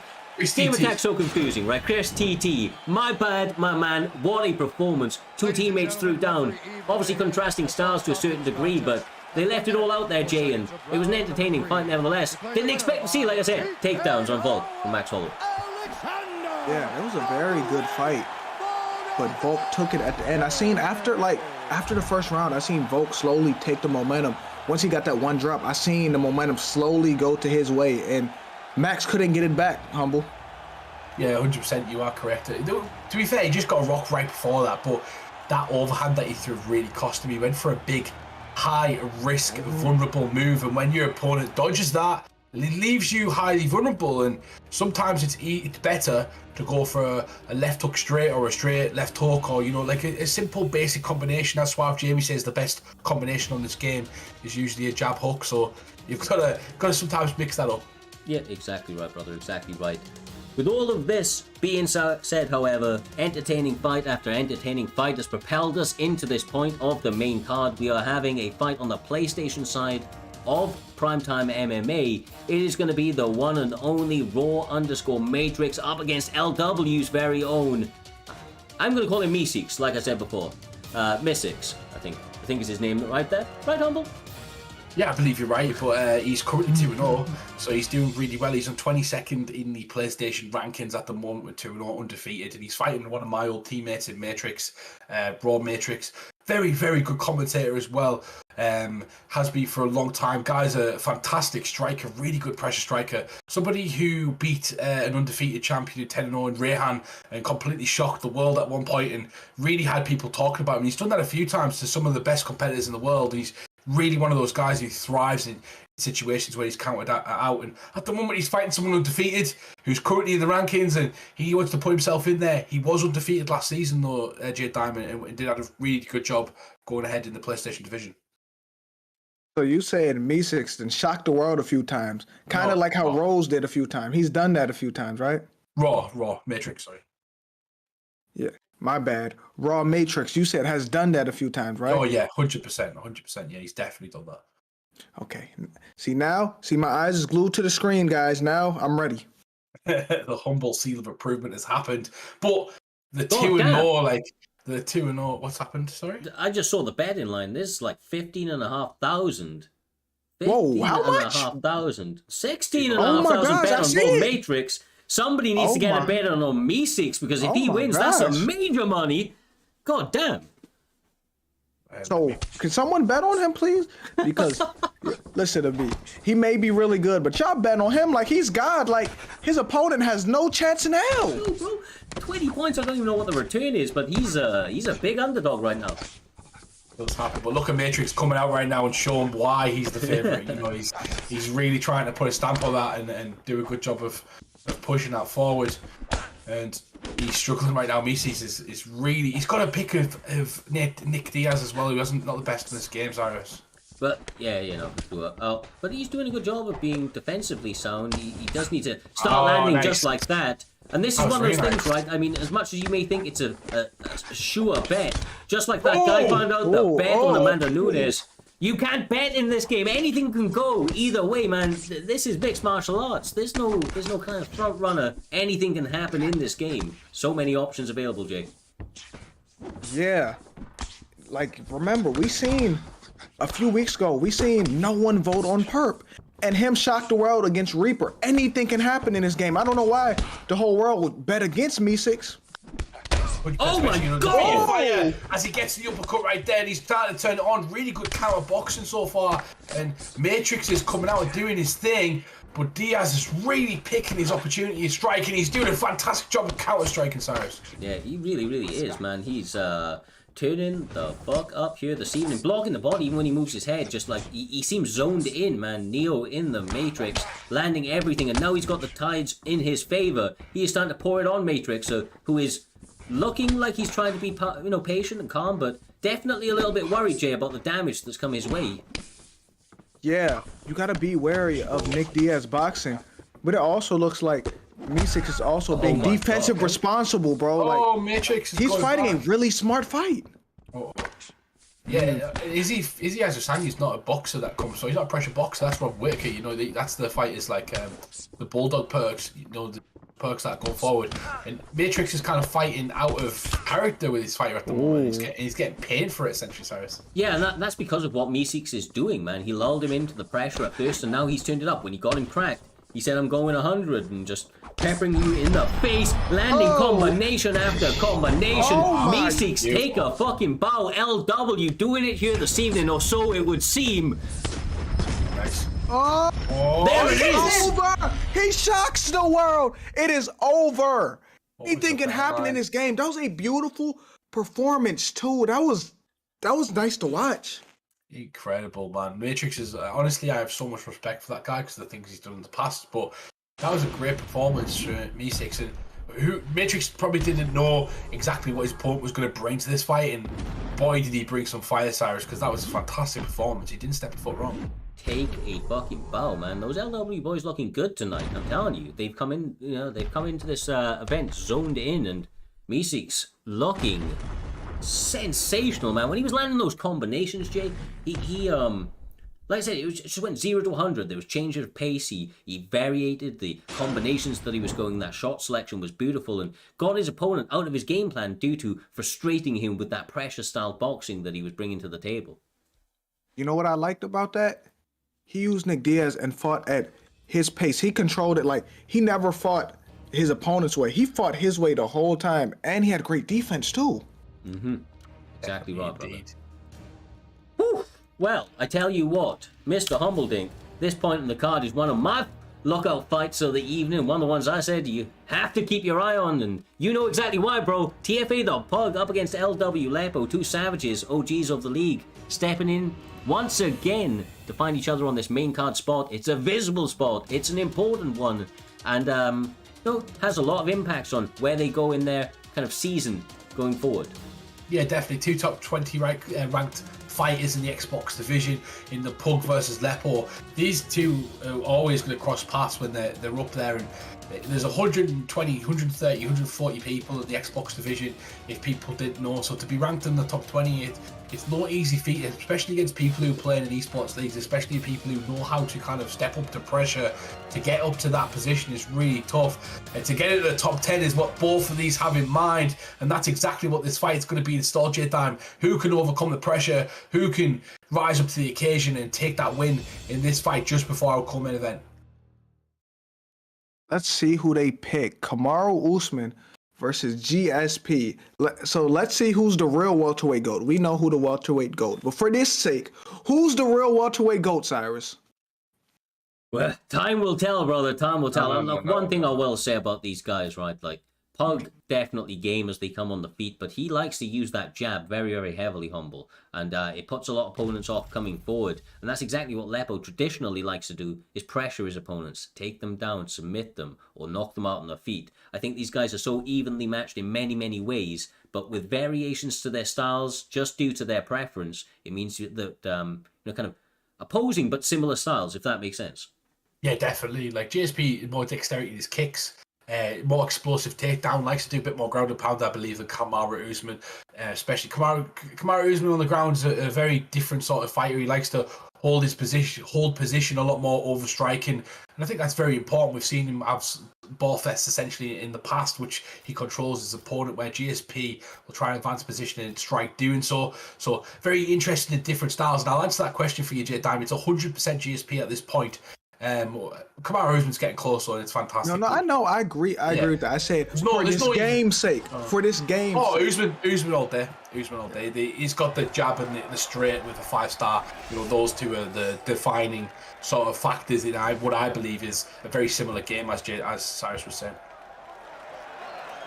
Well, here we are, Primetime 58. We are on the main card. This is the fight setting us up for our co-main and main event. They are touching gloves. OGs meet in the center of this cage. Already working the body. 4 shots thrown, 4 shots landed, all to the body. And once again, I expect this to heat up very quickly here, Humble. They ain't wasting any time. Yeah, 100%. I love it. It's exactly what you want. Kamaru Usman can afford to kind of get hit a bit more and play the back foot. So if Pug's smart with his game plan as well, he can afford to kind of, he gets taken down, or I was about to say stay on the back foot and land that one shot to get hit with a few to land one, because he's got that power. But GSP doing what GSP does, and he's now in half guard, going to land some ground and pound you down. Yeah, nice. I like how Lepo got the takedown early. Now he can dictate the rest of this round, Cyrus. Yeah, exactly right. This is where he wants to be, but he does get reversed. Oh, nice transition from Pug to flip that position, but honestly, with the way that these guys are, Lepo is actually very dangerous with his submission offense off his back as well. We've seen him submit many, many people in the past, and Pug is going to be aware of that, Humble, and he's taking a measured approach as a result, working his way to that top mount beautifully. Yeah, great work from the Pug at the moment. He needs to do something with him, though, because Lepo did. He got some posture ups, got some strikes, but Pug at the moment, those fists are sledgehammers. You know, if he gets on top here and starts landing, Kamaru Usman could do some serious damage, especially from Mount. But Lepo doing a good job of getting to his guard again. Nice. Gonna be a nice grappling match, guys, between Kamaru Usman and GSP. That's what this is gonna be for the rest of this first round, guys. Lovely work, bumping. This man, bro, he decides to separate. That's surprising. Surprising. He's in a winning position right there, right? You heard Jay Dan right there, and they're like, no. Sometimes you know when your parent tells you something, you can't do something. You go against it. When your parent tells you something. You know how that feels. So, but look at this right now. They're both in the center. They're both trying to find and establish the distance with these wrestling characters, but at the same time, it looks like Lepo's got a bit of advantage with range and some of the strikes that he's got, especially the Superman punch. Nice work. 1-2 once again. Attacking it. Like I said, Pug traditionally throws more jabs. Looks like we're seeing Lepo use some of those side kicks, trying to be a little bit more evasive, but the power of Kamaru Usman in the clinch, especially there, was something beautiful, forcing the takedown, which he's able to get, Jay. That was nicely timed and needed if you're on the side of LW Lepo. I'm not gonna lie to you. In the beginning of the round, I was enjoying that grappling match. I don't know why Kamaru Usman separated. My bad if you heard me say something. It doesn't matter, Jay Dan. We are live. It is what happens. And throws 1-2 down the middle, gets hit there. But by Kamaru Usman, though, Pug needs to be careful. Pug on the right at the moment with the red gloves, and you know, GSP is Lepo. Go back in. The range, like I said, Cyrus, it seems to be on the feet. The battle of that range seems to be going to Lepo. Yeah, no, it does. He's playing the footsie game and doing very, very well. And as we hit that midpoint of this fight, we go into the end of round one. Big shout out to the ESFL guys coming through with the Raider 35. Hope you had an amazing event and welcome to the stream. 100%. They were having a fantastic event. I think it was Fandanetta versus Caliber. Yes, their main event this evening. I don't know how that went down, but I'm guaranteed it'll be a great one. I know they've got some events coming up in the future, which you can check out on their Twitter. But here we go. We have got AJ's the Pug at the moment against Lepo. These two have been going at it in that first round, Jay Diamond. It's been a fantastic fight, but from my perspective, Lepo! He did better in the range, but nearly got caught right there. Oh, bro, the combinations as well. The slip straight starting to connect. You can see the head held. But Lepo does not give up, Jay. He's going to keep marching forward, looking for his openings, and he finds them more often than not. Yeah. And what adjustments do you think they both need to make, Humble, this round?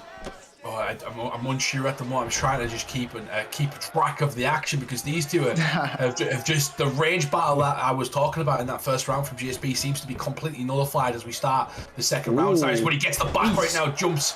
Bit of back damage right there, but a terrible position, Cyrus. Yeah, it's not where you want to be, especially against somebody like TFA's very own The Pug. He is the leader of that camp, J Dime. He looks to make a statement each time he steps in here. He's fought the who's who on the Xbox side of things and is looking pretty good here this evening as he works his way into top mount. Honestly, once again, Lepo dangerous on the back, right? He's got those submissions, Jay, but this is not where you want to be against somebody like the Pug. He's winning these fights more often than not if he finds himself in these positions. Yeah, I agree. And you said that he's the leader of TFA, right? Yes, sir. When you're the leader of anything, a camp or anything, you have to set an example for everyone else. So you know all the camp members are watching him, like TFA Funky. All of them are watching him. They look up to him, Humble.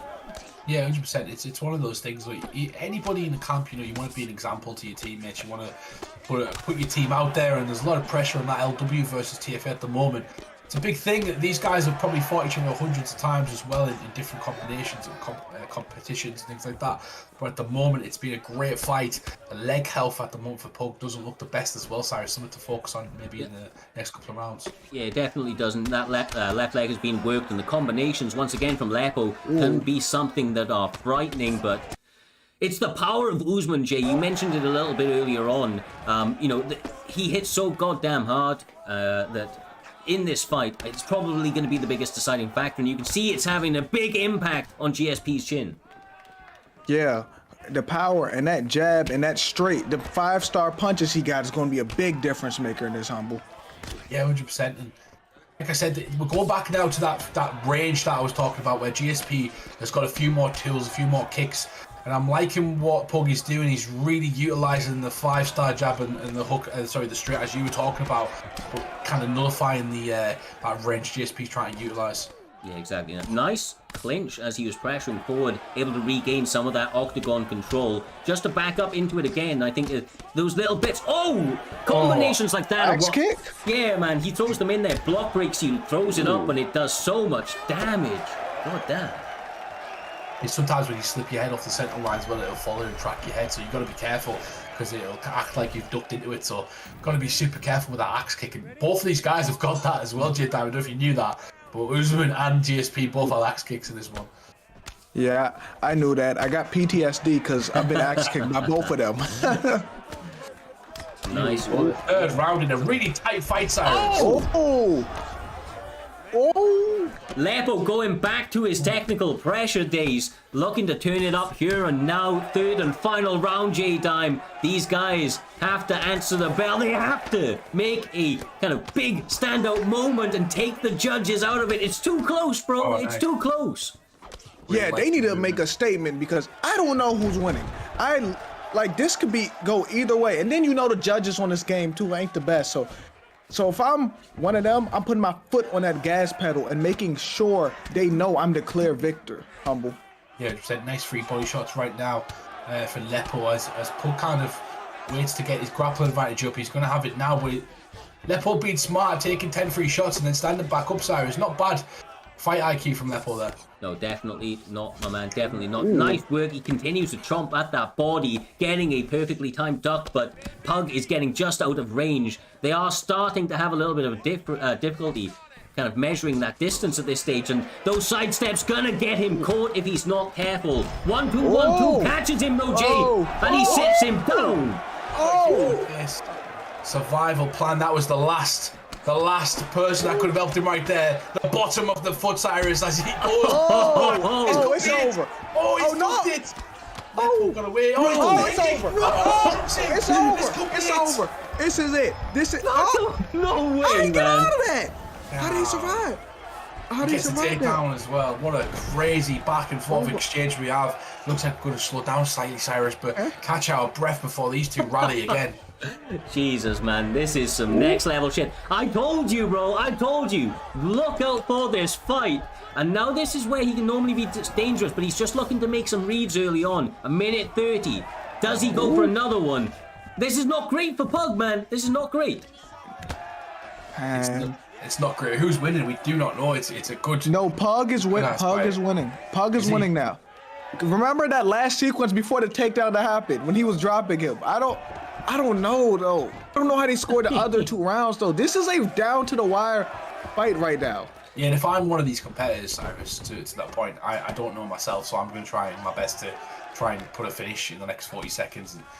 And even if I'm Lepo, I want to finish this fight because I don't know if I'm losing or winning. Yeah, and I feel like Pug feels like he might be ahead in this fight. He's taking this time, trying to burn down the clock a little bit. Look, it's intelligent if he's up, but I'm struggling to call it. I'm seeing people behind. Yeah, I'm struggling to call it. Oh my god, that head held looking suspect here to say the least. There's a finish happening. It is! Oh my god! Hey, 1 second! One! With 1 second left, he ended the match. No. He really ended that. Oh my god! With 1 second left. What a fight them two just had. That was crazy. What a crazy back and forth exchange, and just there was so much going on in that fight. So I would have loved to see the scorecards. I would have loved to see if Lepo was actually winning or the Pug was actually winning, but who knows? Yeah, I don't know, maybe a little bit of anger coming through after such a tough battle. That stream ended quickly, I tell you that. We move on though. Very, very nicely set up as well as it ever could be by that phenomenal back and forth war. We're going to be having the co-main event of Primetime 58, Mr. Humble Dink, Leon Stolz, Monkey God. 2 very, very high-level competitors looking to duke it out and get their name a little bit more known and build themselves into that title shot that we see in the main event. This is the PlayStation title on the line here this evening. Yeah, of course. Let's give a bit of backstory to this as well. We did have Trials War as champion. He had a fantastic run in Primetime. Decided he no longer wanted to continue kind of competing and wanted to give that title up, which is why we have a main open championship for the main event this evening. But these two could be well in place to fight for an open shot, a number one contender almost for the title, because it's all about performance. But Leon Stoltz, he's 5-2, he's number 6 in the rankings, and he's fought for the belt before. He's had some good showing, Cyrus, and 5 beautiful finishes that he's had in his primetime career as well this season. And then we have Monkey God. He does not stop talking. He talks so much crap. We all know Monkey God from his like prodding and poking of certain competitors. And in real life, there's a lot of people like that. He likes to kind of be like that. He is a reformed man from his older days, but he's Form 1 at the moment, and he had a good win over Purple last week. Really showed his wrestling and his fight IQ in his last fight. Yeah, and look, ultimately that's what it's all about. You want to showcase your skills, maybe not showing every tool in your bag though, Jay, as you make your way to that title. The PlayStation division right now is very, very even from maybe...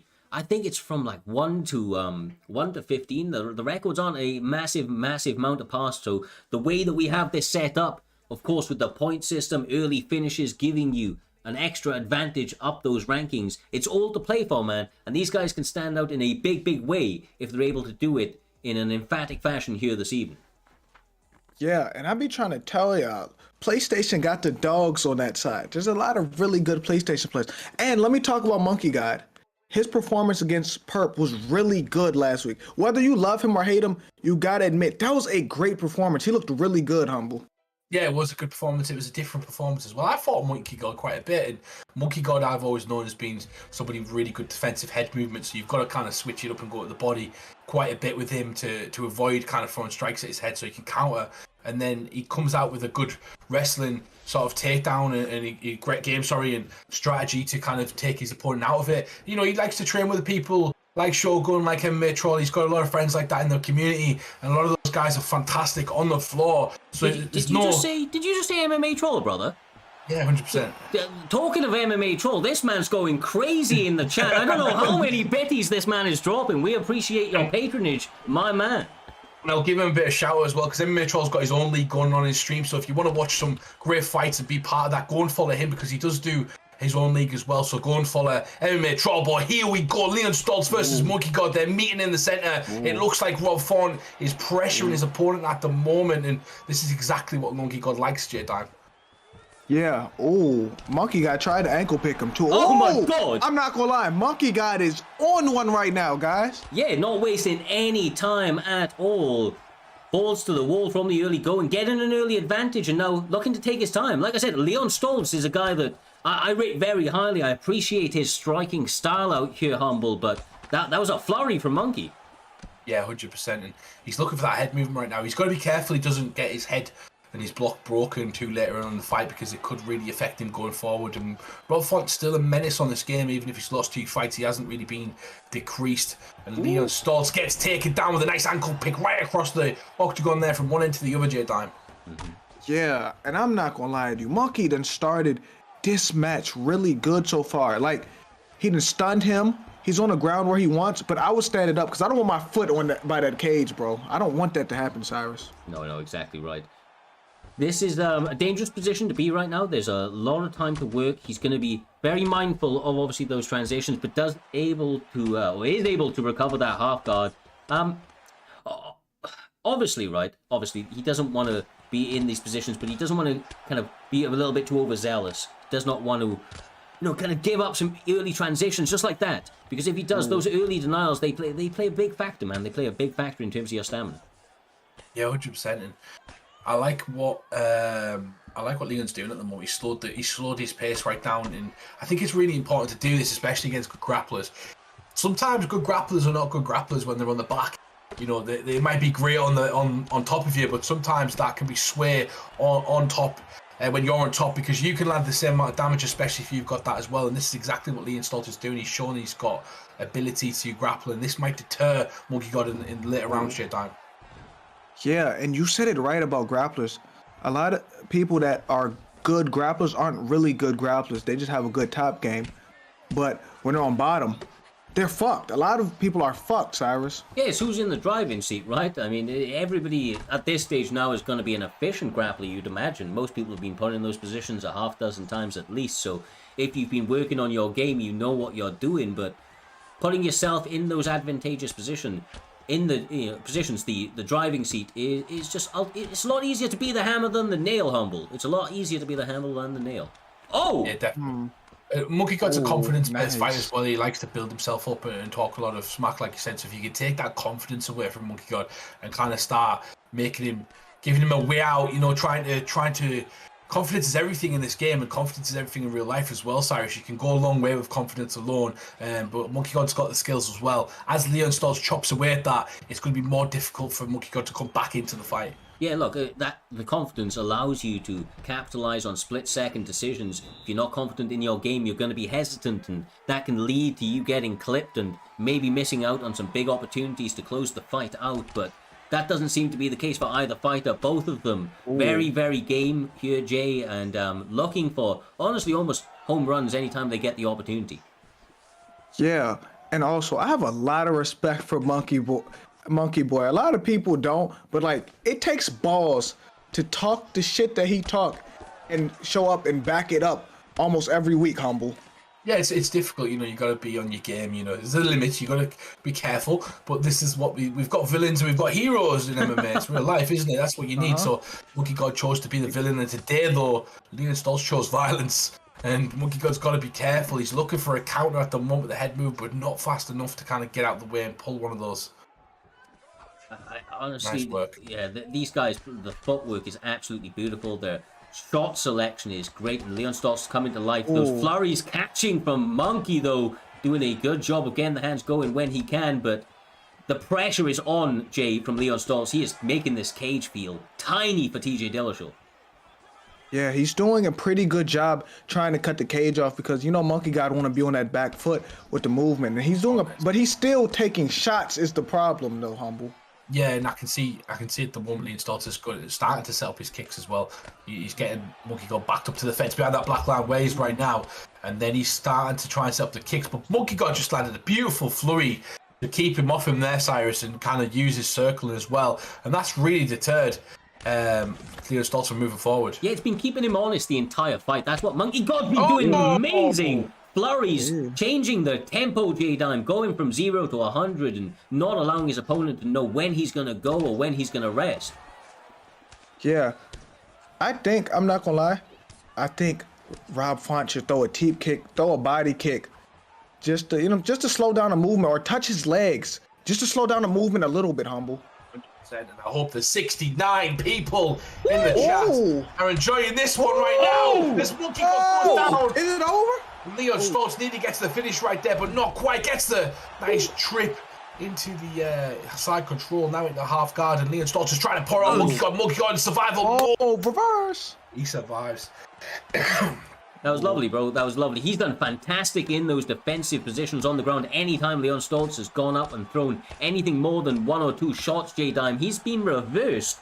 Monkey God quite clearly been training with a lot of those guys that Humble was mentioning earlier on, and that work is paying off for him.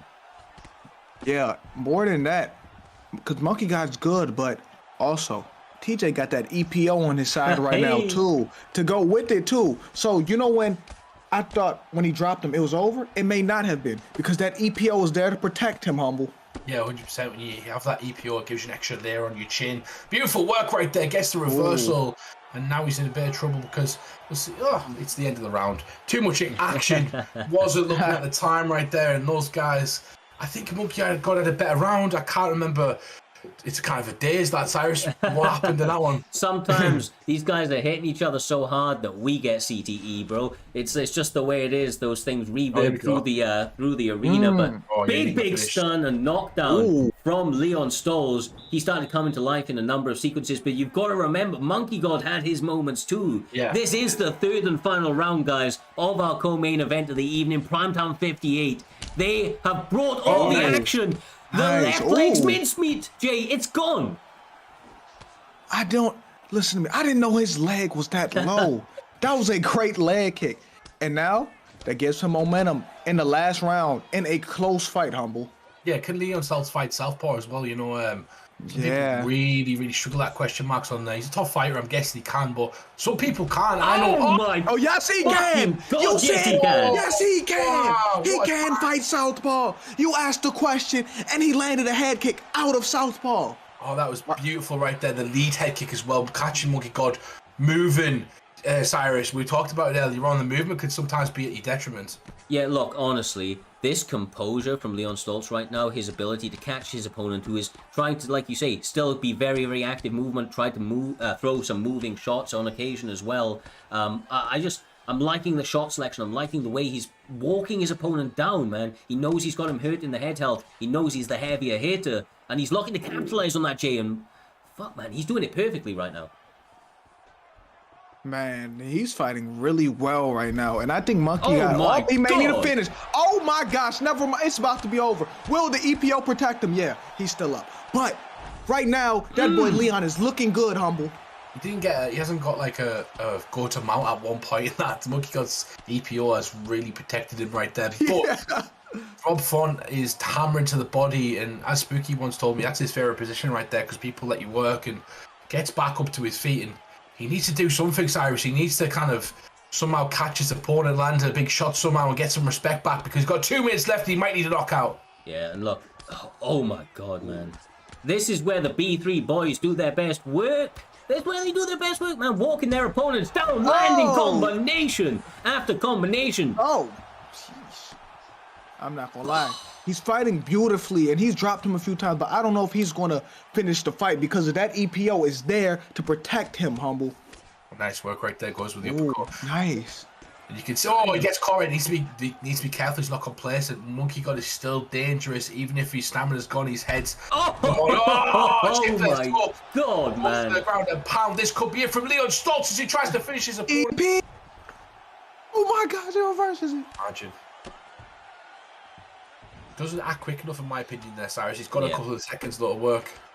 Yeah, exactly right. Some nice defense from Leon Stoltz, mitigating quite a bit of that damage. Monkey God does not have a great deal of stamina. For my money, he needs to separate and get a finish, but that's not going to be given to him easily. Leon Stoltz denying the up over and over again. Decides to walk the cage though, which is He could have swept him. yeah.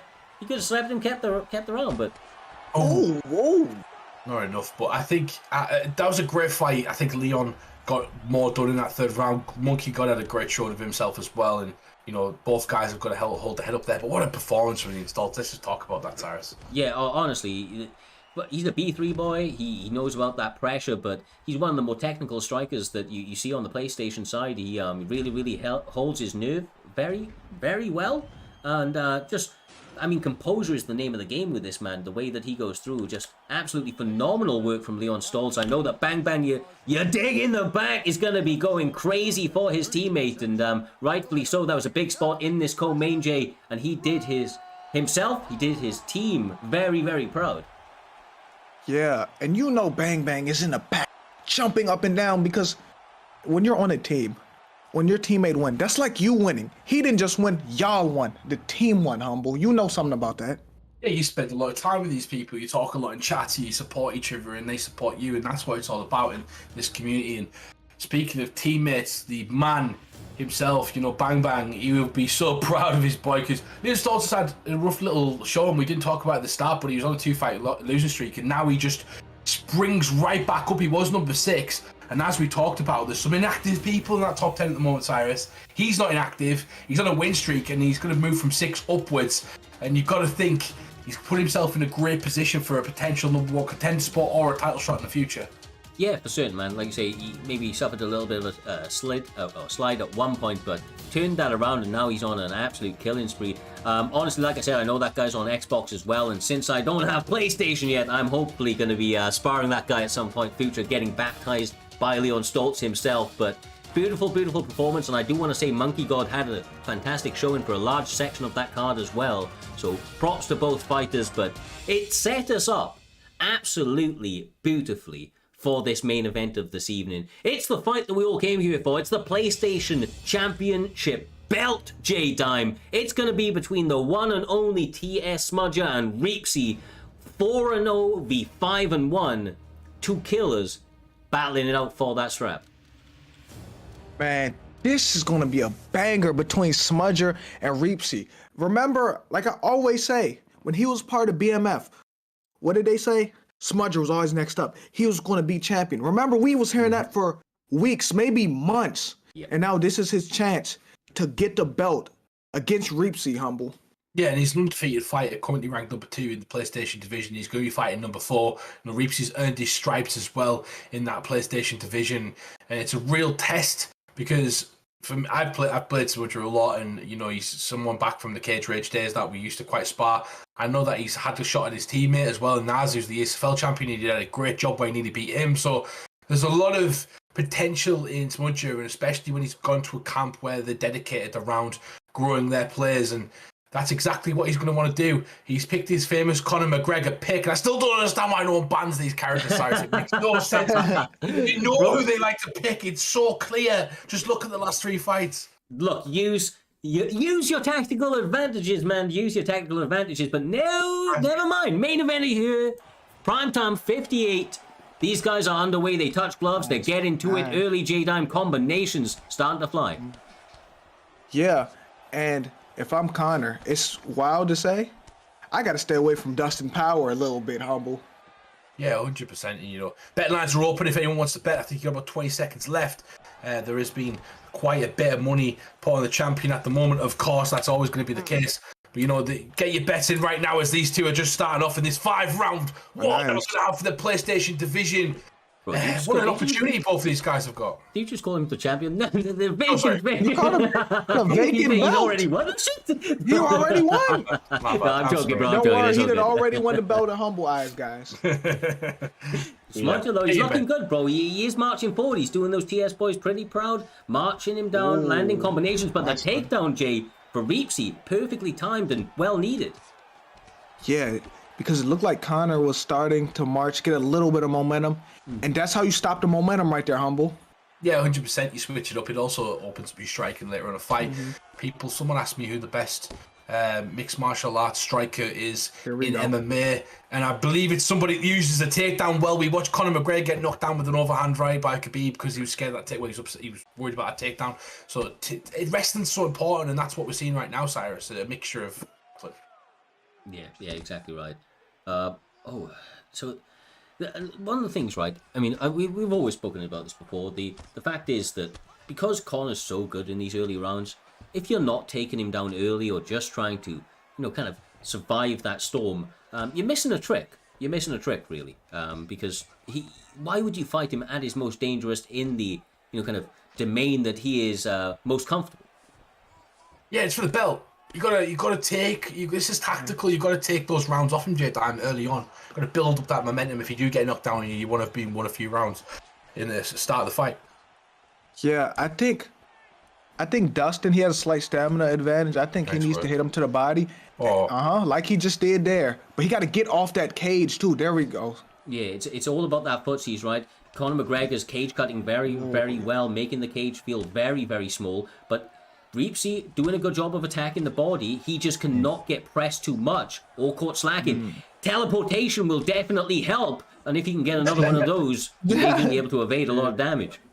It definitely been using some of that Star Trek right there, but he goes right to the body, goes back off. This is really important to go to the body. Nice. Needs to be careful of that uppercut and also throwing when he has no stamina left. I'd like to see him mixing some takedowns as well, but the movement's been good so far. But look at the cage cutting from Smudger at the moment. He's always in his face. It's beautiful. Honestly, from the get-go, he got Reepsy pressed, and he's just been cage cutting. There's not been a single point of following. He recenters himself, makes sure that his opponent has as little, kind of as little room as possible, Jay, to be able to back up and evade the damage that he is trying to throw his way. Yeah, he's been doing a good job cutting the cage, but he got to watch his stamina a little bit because he's throwing without stamina at times, Humble.